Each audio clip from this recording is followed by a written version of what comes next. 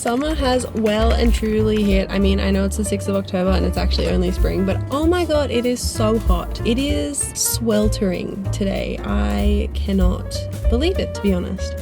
What's the weather? Let's have a look at the actual weather. 28. That's crazy. Okay, so we had the Singapore Grand Prix yesterday and it was so boring. I don't want to like come into this video and not just tell you the straight facts. It was so boring. I fell asleep for most of the race. From lap 30 to lap 60, I slept like a baby and I had no idea what was going on. And then I woke up and I said, hey Jackson, what did I miss? And he said absolutely nothing. So we love that. I'll get my notes and I'll tell you the small-ish amount of details that did happen because there are a couple things to discuss, but I don't anticipate this video being super long. First of all, qualifying. There wasn't much that happened in qualifying except that in Q1, Oscar was on a flying lap and another car moved out of the way for him and went into the runoff area and the marshals yellow flagged us and he had to slow down even though like the car was just getting out of the way, and that was so ridiculous. It's okay though because he got through to Q3 and everything. Also, George Russell got pole position on a flying flyer of a flying lap. That is the technical term. He absolutely sent it and he actually touched a wall, I think.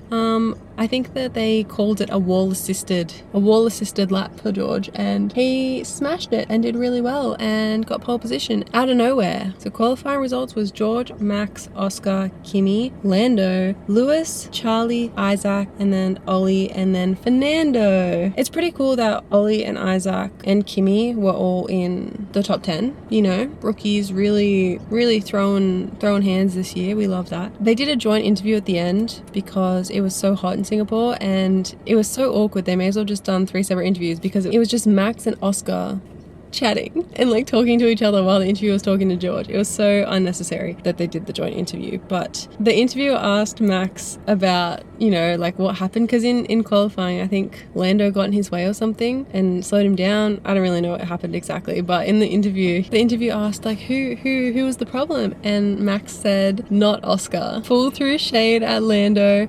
Iconic.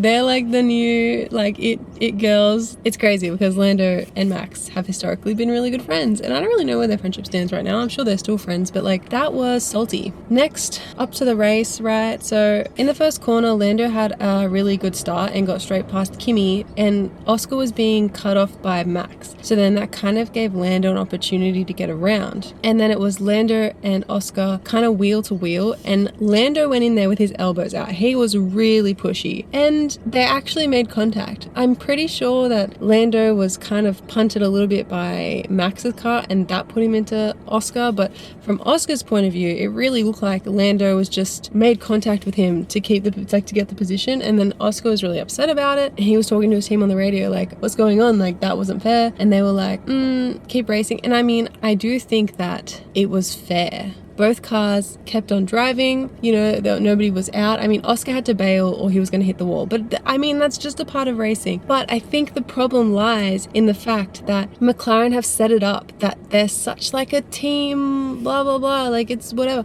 And now Oscar is winning the championship, so he should be prioritized, but it's still being Lando prioritized. It feels like that for the last few races, you know, it's like they're still going, well, Oscar, like how far ahead does Oscar need to get for them to take him seriously? Honestly, they should just be equal races. Like I was thinking about this yesterday. It's such a unique and interesting sport because they are teammates, but they are competitors. They are on the same team, but they're not like on the same team. They don't both win, right? Like McLaren wins, and McLaren has won the constructors as of Singapore because they both finished in the top 7. They won the constructors championship.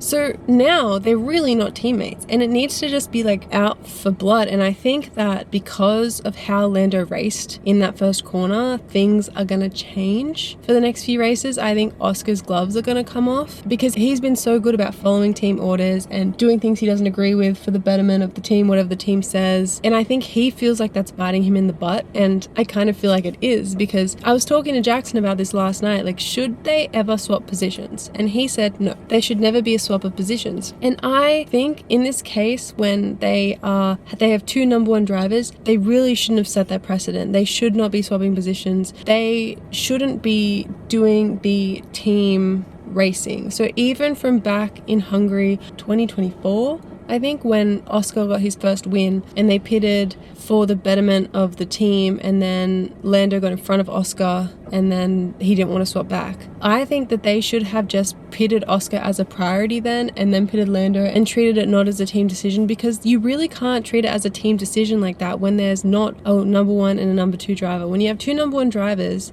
you can't be just swapping around positions all the time, because now we have this situation where it seems unfair, even though it's kind of just racing. But because they've undone just racing incidents for Lando and things, it's weird, it's icky, it's messy, I don't like it. You know, they shouldn't have swapped Oscar and Lando when Lando had a bad pit, because again, in Singapore, not only did they not swap positions because of the racing overtake at the front where Lando made contact with Oscar, which again, I think fair call. Then they asked Lando, we need to pit Oscar, do you want to pit first, or are you okay with him being pitted first? And he said, no, I want to go first, because he doesn't get caught out again like how he had a slow pit stop. And then that meant that Oscar, it wasn't because of that, but Oscar had a slow pit. His pit stop was like 5 seconds, and it didn't really make a material impact on his race because he came out in the same position, still in front of Charlie, behind Lando, whatever. But it did make an impact because towards the end of the race, like, Lando was all on the back of Max trying to overtake, but he couldn't. And then Oscar was catching up and caught up to Lando, but he didn't have enough time to try and do an overtake at the end. So it did impact his race, because if those 5 seconds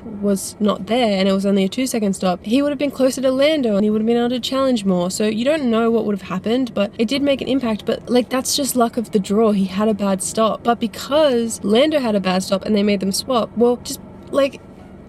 it's just so messy and it's just so icky, and we don't know who's going to win the championship, right? Is it going to be Oscar? Is it going to be Lando? I don't know. Oscar's still in the lead, right? But it's still anyone's game. You know, if Oscar DNF'd again and then Lando finished up in the points, like, we don't know what's going to happen. And I really, really want Oscar to win, because personally, he's my favorite driver. And I think he deserves it more, right? Because he's just so level-headed, and I don't know.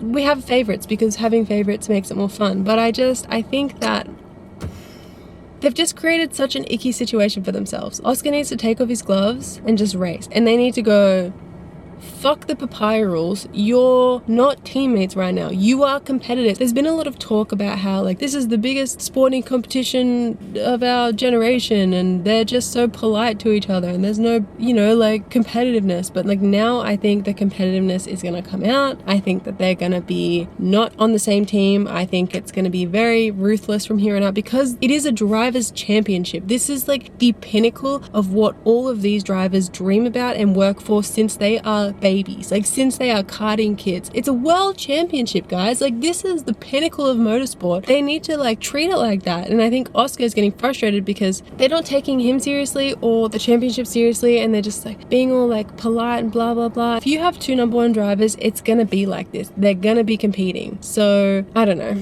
The results for the race was George in number one, Max as second place, and Lando came third. And then Oscar came fourth, and then Antonelli came fifth. So a bit of swapping, but you know, not crazy. A very boring race, as I said. I watched the first incident, and then I do want to go back and listen to the radio messages, because I did see something on Instagram that said like Zach tried to talk to Oscar right at the end and Oscar just turned off his radio, like turned off his mic. He's like, no. So I would like to see if that actually happened and look into like what actually happened with the radio messages. But yeah, I slept through most of the race. It was boring. Hopefully the next race is a bit more interesting, and it seems like the gloves are gonna come off. So let's see how that plays out. If you watched to the end of this video, thank you. I really appreciate it. And I guess I will see you in the next one.